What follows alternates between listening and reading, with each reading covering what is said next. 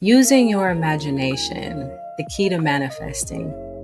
Before we get into the world of pure imagination, we got to understand what imagination is first. Imagination isn't a miracle, but it is magical.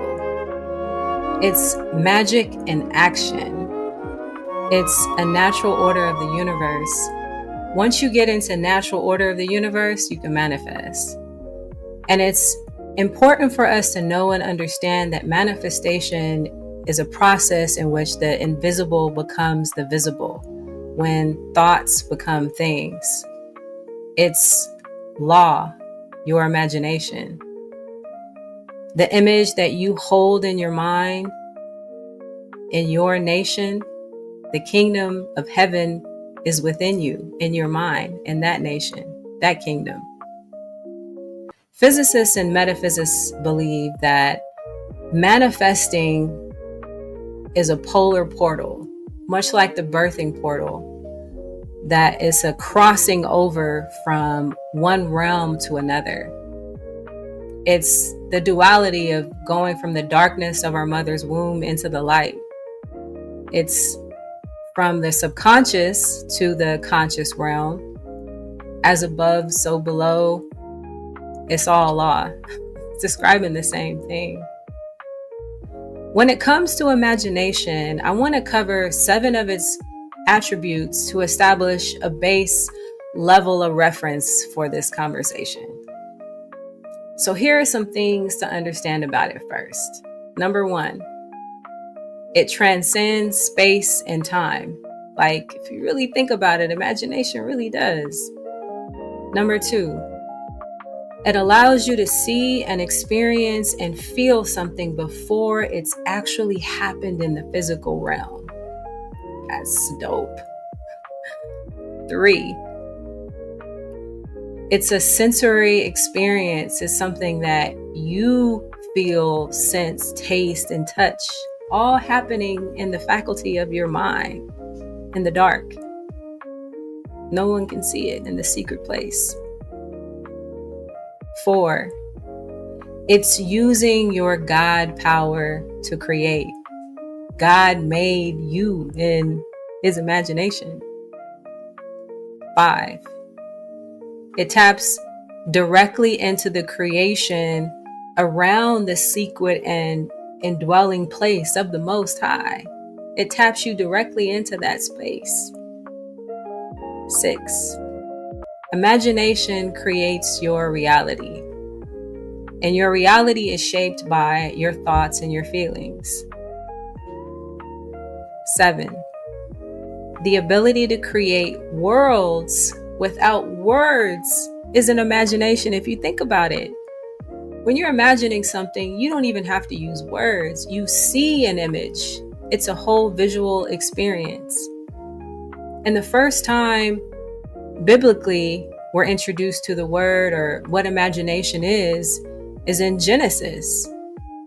In the beginning, the earth was void without form, and the Spirit of God moved upon the face of the waters. The face in this context, esoterically and metaphysically, means the vision or the form. So the Spirit of God moved upon the vision or the form of the waters, creating a pattern for all things. Every thought has its own pattern or frequency. Every vision has its own pattern, the way that it looks, how it's shaped, and it has its own nature and behavior of what it is. Every thought carries a different emotion. It has a different feeling that permeates throughout our entire body. So we're made in God's likeness and image, in his imagination, in his mind. You are an individualization of God. And remember, the word individualized means undivided, not separate from. We're also introduced what happens within inside of us in Ezekiel 37:14. I will put my spirit in you and you shall live, and I will place you in your own land.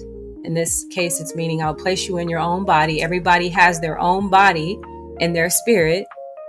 And then you shall know that I, the Lord, have spoken and I performed it. I did it.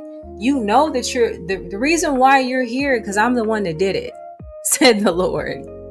Spirit is now acting upon its own substance and idea and feeling that it felt and putting it into our subconscious mind. God imagined you. God imagined me. I am a unique focal point of God. Within me lies the infinite power of God. God dwells where? In heaven. And the kingdom of heaven is within you. To get to the kingdom of heaven within you, you have to be on God's frequency, which means that you have to be transformed by the renewing of your mind, the frequency of your mind. You've got to think differently from the thought that brought you to the problem and the predicament that you may currently be facing and that hell that you may be in. You got to be thinking differently than that to get at that higher frequency, right? But think about really let's really think about how dope this is.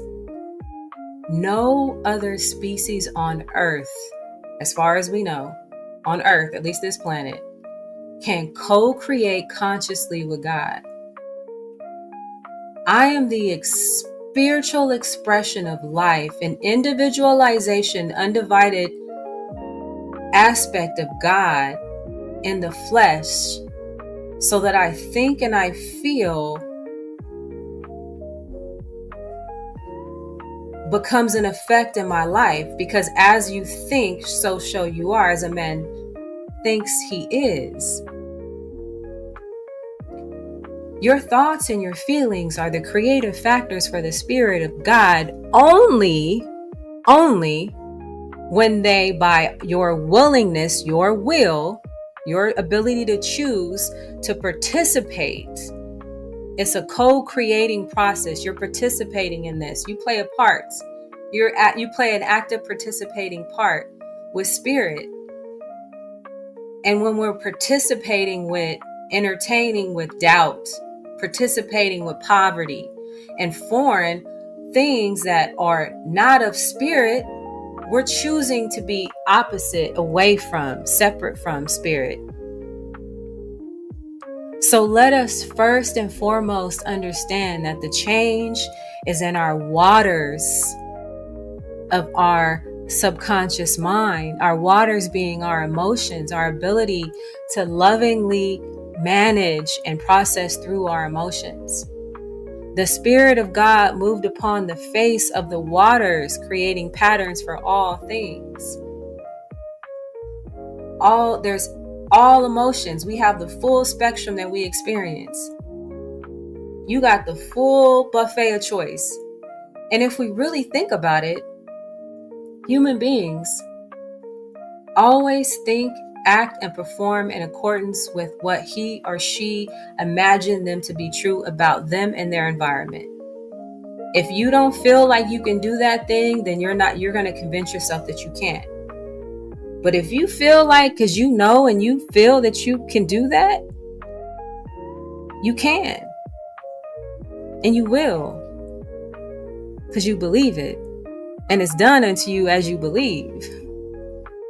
If your imagination is negative but highly developed, it will actually be successful at bringing carloads of trouble to you. Just pulling on up, dropping it off.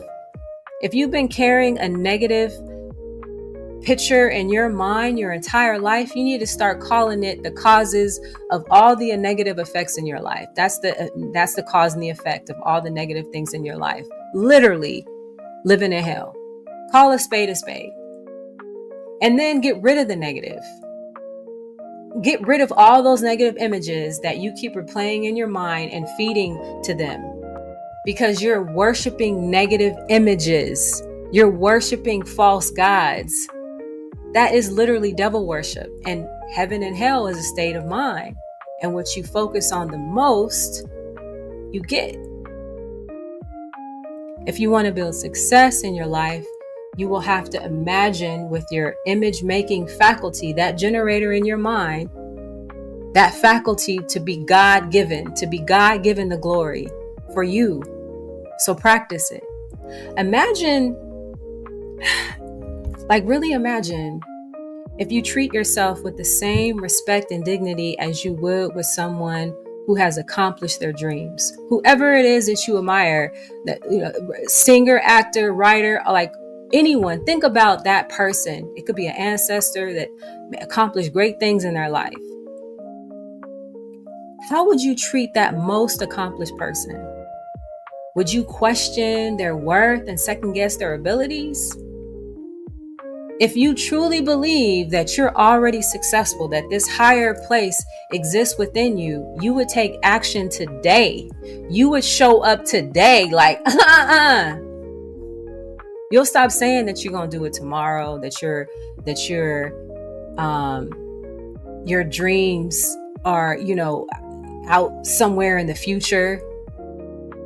You would pour all of your energy and your feeling into that because you know that every step that it takes is already in your possession. And because it's already yours. And you would act, think, and feel and believe that. And what is a belief? A belief is a thought that you keep thinking. And what you think about, what you focus on, it expands. And if you keep thinking about it, and that thought is going to carry a charge and is going to continue to expand and expand. So what are you charging and expanding in your life? Let's start charging and expanding what we don't want in our life with our most powerful generator, our imagination, our money-making faculty. This is where the gold is. The gold is in our mind. The abundance of the kingdom within our mind. Begin to imagine and use your imagination with the right ideas about your life, your body, and your affairs. Imagine that part of your body healed. Imagine yourself in that career, in that job, in your meditation, as imagine all of the beautiful things working out in your relationships. Imagine it and feel it and act it out, because remember, your subconscious doesn't know the difference between what is real and what you're imagining. As soon as you live with that new image and you walk around and you feel it, like think about it. How would the successful me feel? How would she think and how would she act right now? How would the loved me, how would the fulfilled me think and act and feel and move right now? Go there and feel that.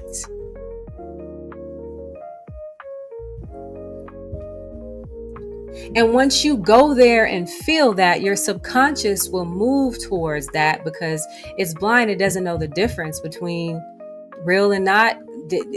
It's going to give you, it's going to magnetize and draw in and attract that into your reality. Some people have plenty of imagination. They really do, but they use it all negatively, unfortunately. It's interesting to know that the same practice reverse can do the same. For example, take someone with a highly developed imagination and they use it for all negative reasons. Like they imagine people talking about them, plotting against them, working against them, taking from them. They imagine all the craziest things with the slightest suggestion about anything. They are going to run with it and create this whole world of this whole thing that played out. It's like just way. Now let's take this highly developed negative imagination and turn it around. Think about how good this person can do and all the great things that they could do in their lives and in the world. They already have a well-skilled, developed imagination. But it's just in the wrong direction. They need to flip it. They're living in the upside down. If you all you think about is thieves, then you're going to experience that. If you think about liars, then you're going to be lied to. If you think about being poor, a poor person, they only visualize themselves as being in poverty and having lack, and they don't have enough, and there's There's what does that feel like? Poverty does not feel good. Everyone presents to the world what they feel that they believe that they are in their own imagination of themselves. So if you're feeling in a state of poverty and lack and not being loved and cared for and thought about, you are using the name of God in vain. Literally. Because you're saying, I am, this is what I feel, this is what you're communicating, this is what your prayer is, what you say to yourself about yourself within yourself. This is what you're not supposed to use the name of the Lord in vain. So you have to begin imagining all the things that you want to come into your life, because your subconscious does not know the difference. Imagining it being done specifically as of now, not some point in the future, like you're deserving of it once you do this thing or this certain time that happens, and then you'll finally have to work. Like, no, I deserve it now. You expect to receive it now. And the more detailed and vivid, and the sooner that it's going to happen. And remember, whatever you imagine, you have to imagine it with feelings as you build it into your world. And if you don't feel like you're truly deserving and you're worthy of it right now, it's not going to happen. Like some people be like that a little bit of doubt is going to delay it. And we got to know that we could do it. We have the ability to do great things. In Matthew 21, verse 21 to 22 says, Jesus replied, truly, I tell you, if you have the faith and do not doubt, not only can you do what was done to the fig tree, what you saw me do, you can say to that mountain over there, go and throw yourself in the sea, and it will be done. And whatever you ask for in prayer, you will receive if you believe that you have it, it shall be yours. Prayer is the principle of correspondence. What you say to yourself within yourself about yourself. It's how you communicate to the power of God in you, the reality of God in you, and the ability of God in you. You are able to tap into that. We can tap into that at any given time. And some people say, well, I can tap into it. I've been tapping, but I don't know really how, because I don't feel worthy, because I don't feel deserving. And I don't know what to do. Like, I don't know, that's not my problem. I know how to do all of that, but I don't know what to do. I don't know how to do it. Well, Psalms 32:8 says, I will instruct you and teach you in the way that you shall go. I will counsel you with my eye upon you. I got my eye on you. And I'm going to instruct you and teach you, because God is just as interested in you are as God is, because God is in you. Some of us be making God our devil too. And I, the Lord, do all things. Hey, a couple options don't know. It's going to give you what you make it. And we do that by saying, like, God ain't interested in me. God ain't interested in little old me. Or, you know what I'm saying? I don't really believe that. It's just, I'm going to be punished before I could get this. Or somebody else's relationship with God. This other person is more worthy. They got a better relationship with God. So I'm going to go to them and ask them to pray for me. I'm going to ask them to go and communicate with the God in me so that the God in me could listen. That don't even make no sense. Your job is to know what Spirit is doing when you speak its word. That's your job. Because you have just as much right as Jesus, as Moses, or anyone else. Because you are Jesus Christ. Greater than you, you'll be able to do greater than this. And Christ, when I say Jesus Christ, Christ is the action of God in man. Christ consciousness, the God consciousness, mind in man. The term Christ originated from Greece, meaning Messiah. Hebrew meaning blessed one of God. And that is what you and I are. The Messiah, the blessed one of God, as children's. We are made in God's likeness and image. We have the same feelings and emotions of God. The face upon the waters. My spirit was upon the face upon the waters. And guess what? We're 70% water. This world is mostly water. We're made in such a way that God can move directly upon our subconscious feeling nature, and then your conscious mind helps materialize it into the physical. God is telling you who you are and what you are. And while spirit has no form of itself, like water has no form of itself, it will come into the form of according to what the shape of your mind is, as you are.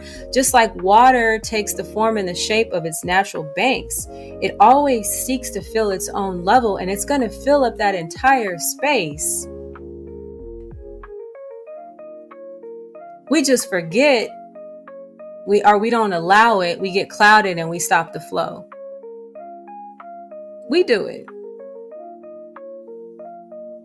It's allowing it to come to us as a form of, of how it is. We keep trying to tell it how we want it to happen. Our job is just to see that it's happening and experiencing it. We start to control and dictate the flow. The face upon the water is like, you think about it when and there's no details and specifics, when a musician, I sound like I'm saying magician, but even that, when a musician is inspired, it comes in the form as music. They hear a melody. A painter may see a color or shape or visions or images, just as a writer may see a conversation or an account or a story or what happened in their mind. If your imagination is vivid enough, detailed enough, your subconscious will now carry out what God has already prepared for you by certainty. And this is shown to us in Hebrews 10:23. Let us hold fast the profession of our faith without wavering, for he is faithful that promised. It's as if we hold fast. There's over 6,000 promises in the Bible. But with every promise, because we are co-creators, it comes with a command or an action that is your job, what you got to do in order to get that. And that's the first part of this. It's that you have to hold fast to your profession of your faith without wavering. And then you'll get it.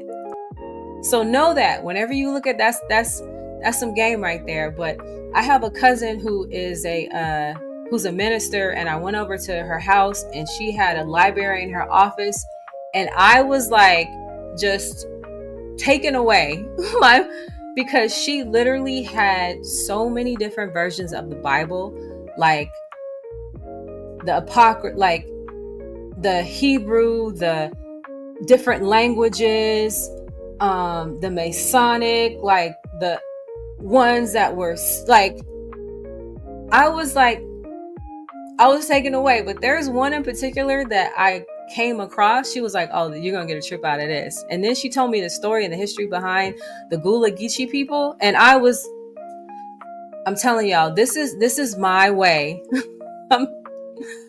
I literally read the whole New Testament because it felt like one of my ancestors from New Orleans was telling me and put me up on game. And again, right, the words may sound different to some of y'all, but the feeling that I feel with these particular words in Hebrews 10:23 and reading in Gullah Geechee's language, I'm gonna read it for y'all, okay? Let we stand strong and never give up hope that we gonna get to ting them what we say we believe God gonna give we. must don't doubt even a little bit. Cause God promised we, and he gonna do what is safe for truth. Yo, there's so much heart in that.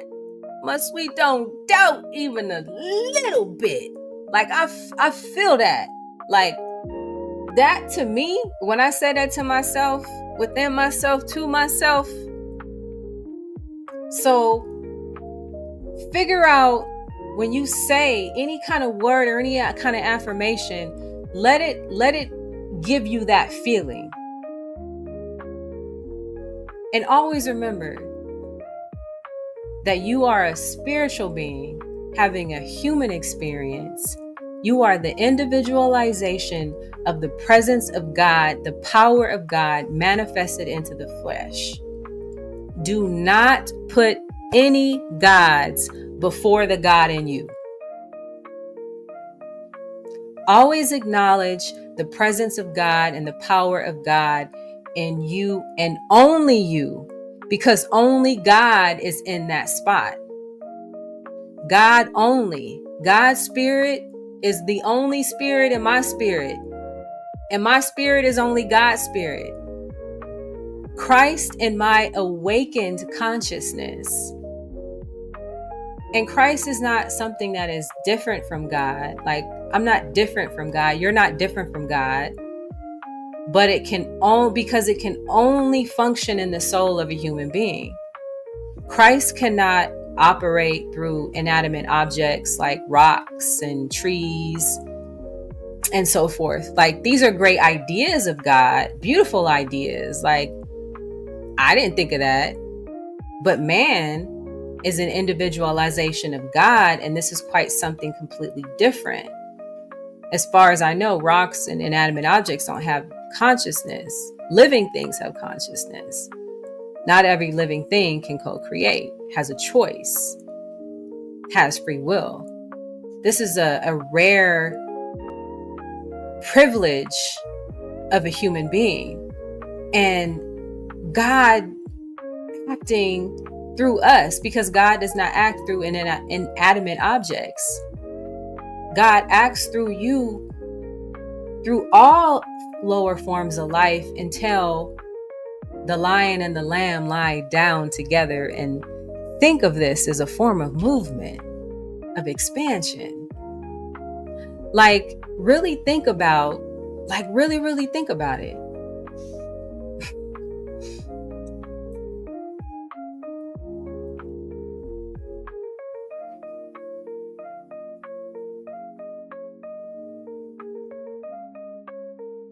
You are a creature on this plane who is created to work consciously with God.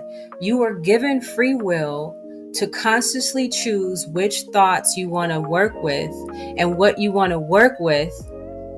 If you're choosing sickness and that's what you want to choose to work with, you want to choose to work with sorrow, or do you want to choose to work with happiness and joy? What do you want to choose to work with? God spoke things into existence, and so can you. The power of life and death is in the tongue. And when it comes to existence, know that there are 3 planes of existence. There is the physical plane of existence, the mental plane, and the spiritual plane. Therefore, there's 3 types of healings, which is the Trinity, the 1, 2, 3, the Holy Grail. And the physical changes to your body, or the healing that you do, the taking medication or eating right or working out, and flowing is just physical healing, that physical energy. The second plane is mental.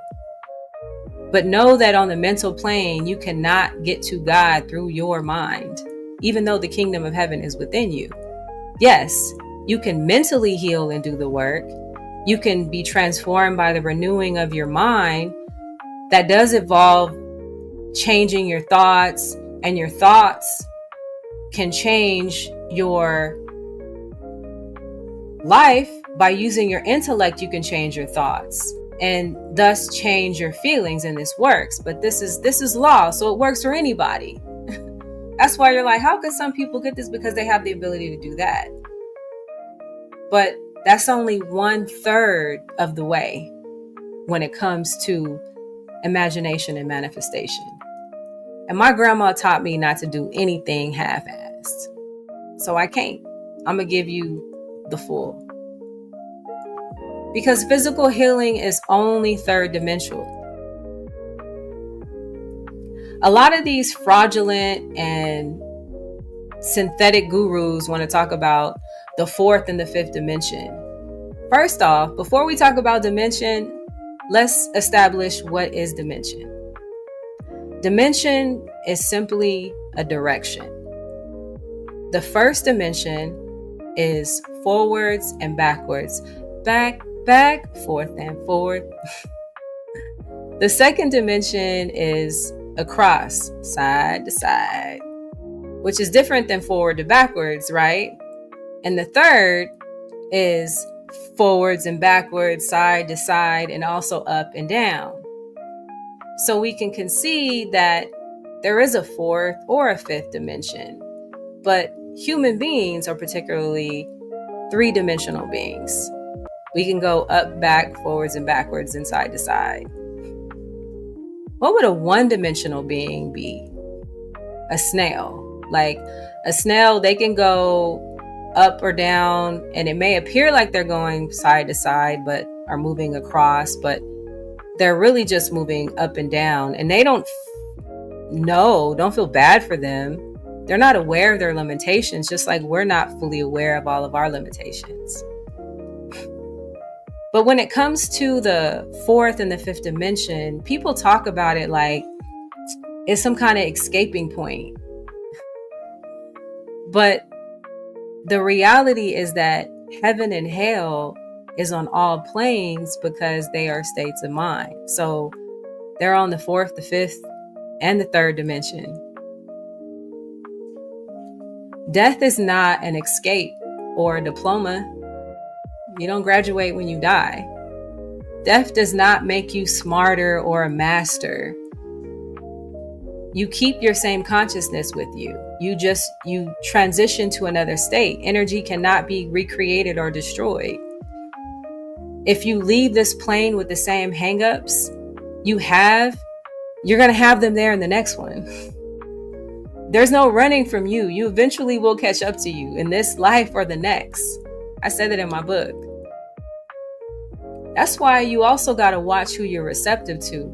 And when you're praying to your ancestors or different energies, don't be asking for your grandma to send you a man when you know your grandma didn't master relationships because she was married 5, 6, 7 times on this plane. I love you, grandma. You know, I'm cracking with you right now. But grandma, can you go to somebody who did? Can you holler at them? Because one thing I do know about you, grandma, is you got discernment and you know how to read energy, and you gonna cuss a motherfucker out if they ain't right. So can you go get me the right person to teach me?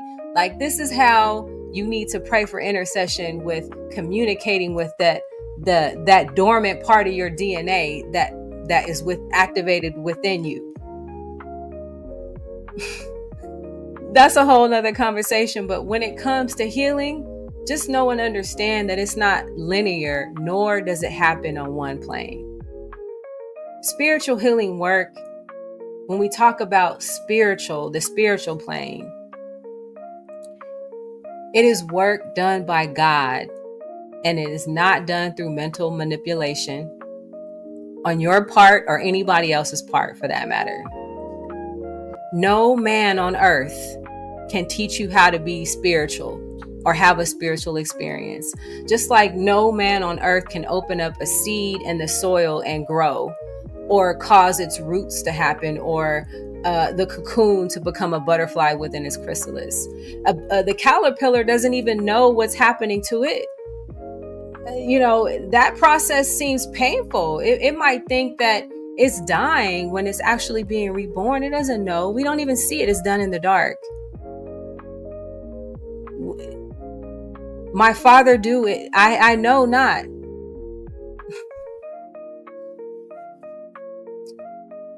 Spiritual action is done above the physical and the mental plane.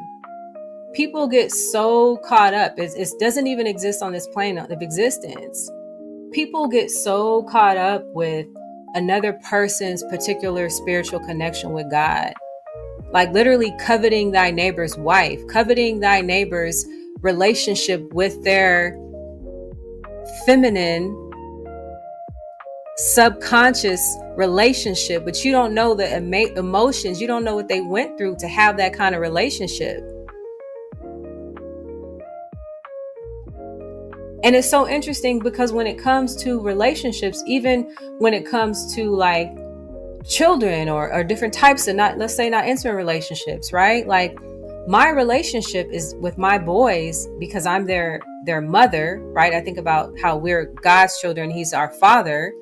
As a mother, my relationship with my boys are different. Where is your consciousness of God's power within you? Because it's your faith with your relationship, it's your unique relationship. Where is your combined consciousness where you can feel that I and the Father are one? How do you practice the presence and the power of God within you?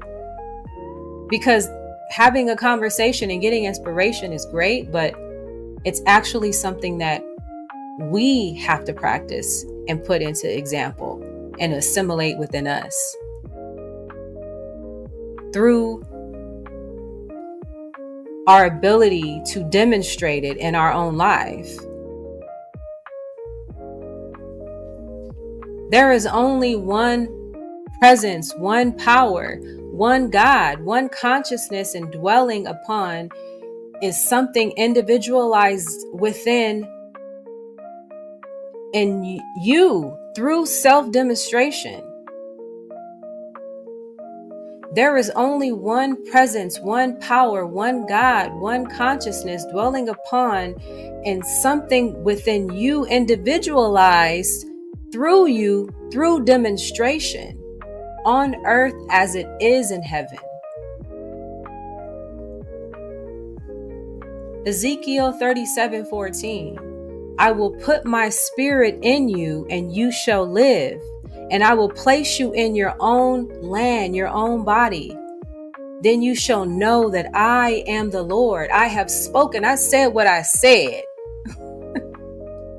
Basically, I said what I said, and you know I did it.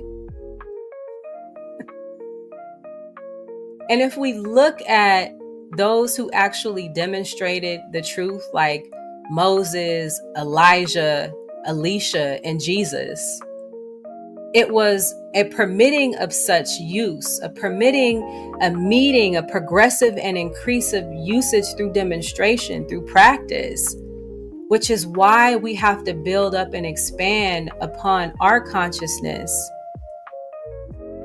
Because if we don't, we'll continue to keep and use that same consciousness. And you'll always have it until you build upon it and transform it and expand it upon greater than you, because Jesus was already laying the foundation through his demonstration to have. He paved the way through his master demonstration, which is the example of the basic instructions for life. You have an example, you have a foundation that was built upon. It is a gradual involvement of God's spirit in our consciousness, and the gradual involvement of it helps us ascend to higher levels of consciousness, to the top of the pyramid, to the as Merkaba light beings. But knowing all of this information, knowing all of this ain't gonna be nothing if you don't do anything with it within you, within your own thoughts, your feelings, and your actions. And so we're starting with our imagination. There's a lot of people that just express it and they talk about all of the possibilities. And don't get me wrong, expressing the possibilities is very helpful. It's important to have inspiration and inspire us to spring into action. My intention for creating things is to inspire people to be sprung into action. But a lot of these teachings are also strictly based on emotional appeal, the fallacy of emotional appeal. It's a basis where they emphasize how you're going to get rewards, and they have all these climaxes and highs and lows that they take you within managing and manipulating your emotions.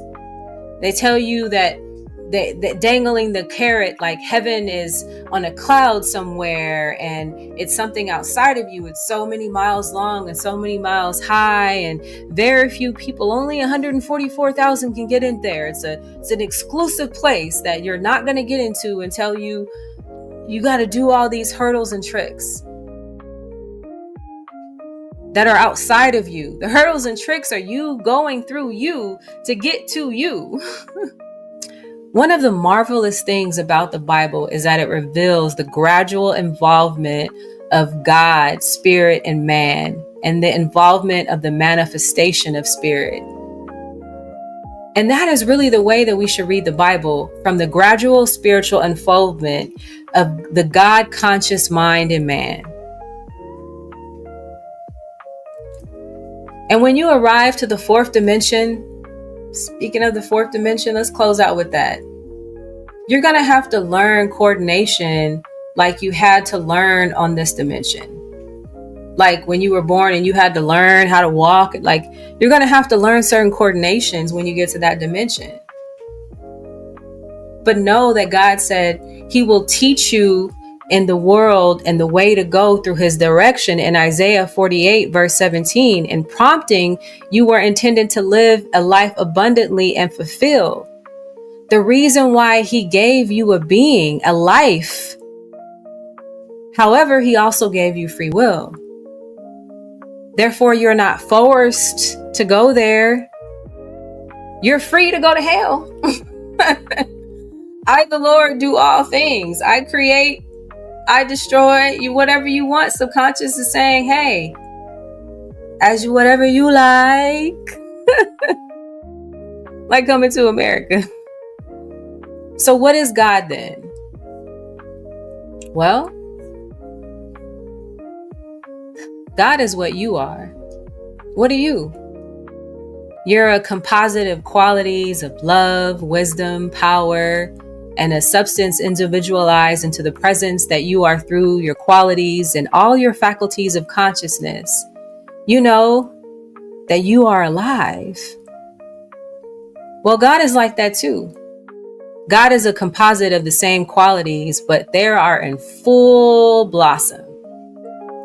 Thus, God is able to share more of each of these qualities with you as you're ready and prepared to take them on. Another helpful grasp on God is to understand that although you are the same nature and qualities of God, he is everywhere and equally present. While you are his potential expression only in the spot that you are occupied in. You are only God's unique individual expression in that one spot, a unique focal point. So keep the focus and the substance on God's thoughts, that spiritual food of where you are. That's the spiritual meat that John 21 verse 5 was talking about. That's an idea that you chew on until you're back onto the high thoughts that give you substance, that give you the nourishment and good into your life. It's more than just being able to meditate on these things. It's an inner experience that you taste, that you chew, that you swallow, that you digest, that you process within you with all your senses. And you let it actually gain an entrance into your subconscious until it sustains that part of your life in all the ways until it forms into its manifestation. If you let it, because the substance of idea and being cannot be seen of itself, yet it is that which it stands under. It wants to come into the form of its manifestation. Let it clear your mind and be at ease. And I want to share with y'all an affirmation that I use frequently whenever I feel like I cannot clear my mind at ease and it's just getting in the way of me. I know beyond a shadow of a doubt, God has already worked it out. I trust, I relax, I believe, I receive. I rest, I receive. I know beyond a shadow of a doubt, God has already worked it out. It's already done. I trust, I relax, I believe, I receive, I rest, I receive. Add whatever you want onto it. Just wanted to share that with y'all, because you have to speak life into the places that you might feel weak. When that's why it says, well, let the weak say I'm strong. But it has to be something that you affirm, that you believe, that you feel, that resonates with you. That's a reminder of the direction that you need to be going. That's a reminder to me of I don't have to worry about that, because that's happening on the spiritual plane. That's happening with God. It's already done. So I need to trust, and I need to chill, because I be tripping. I don't know. I be tripping emotionally. Like, I be tripping. God acts through man and moves in its substance idea forward into our subconscious, replacing our old belief from the negative idea upon your body, your human relations, and the physical world. These substance ideas, the meat that sustains you, because they are from God and God only. The fact that you had this desire, this idea, was prompted and given to you by God. That's where all thoughts and ideas come from. So God is going to furnish you with the follow through now if you let God do it. God has all of our qualities in our personality except our limitations. We the only ones that are limited, and we be trying to get in the way with our limited selves. What are we doing? What are we doing?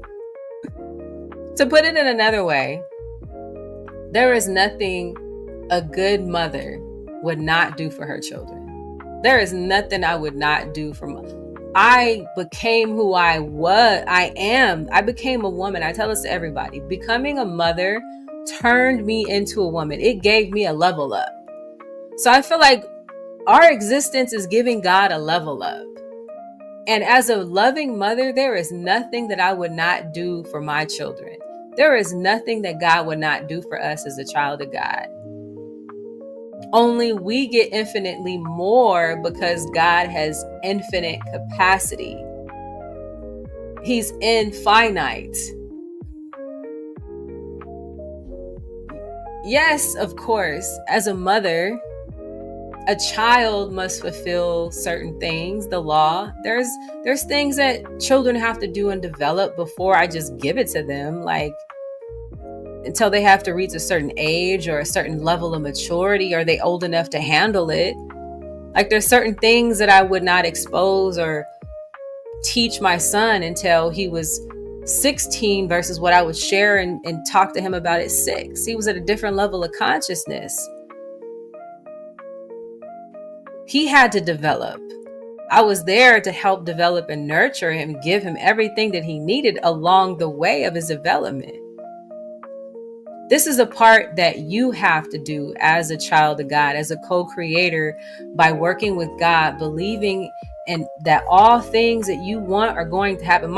They never ever had to question if I was going to feed them, if I was going to clothe them, if I was going to house them.